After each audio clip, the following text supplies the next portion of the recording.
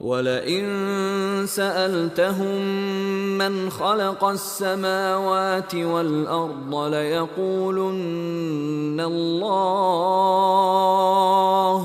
قُلْ أَفَرَأَيْتُم مَّا تَدْعُونَ مِن دُونِ اللَّهِ إِنْ أَرَادَنِيَ اللَّهُ بِضُرٍّ هَلْ هُنَّ كَاشِفَاتُ ضُرِّهِ أَوْ أَرَادَنِي بِرَحْمَةٍ هَلْ هُنَّ مُمْسِكَاتُ رَحْمَتِهِ قُلْ حَسْبِيَ اللَّهُ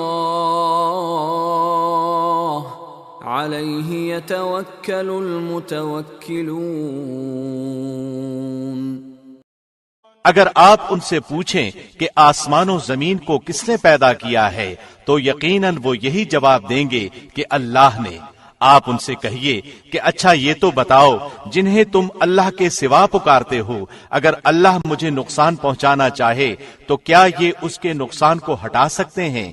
یا اللہ مجھ پر مہربانی کا ارادہ کرے تو کیا یہ اس کی مہربانی کو روک سکتے ہیں؟ آپ کہہ دیں کہ اللہ مجھے کافی ہے، توکل کرنے والے اسی پر توکل کرتے ہیں۔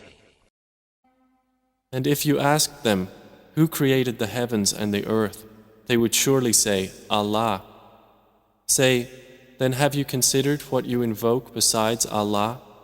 If Allah intended me harm, are they removers of His harm?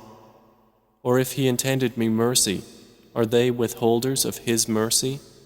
Say, sufficient for me is Allah.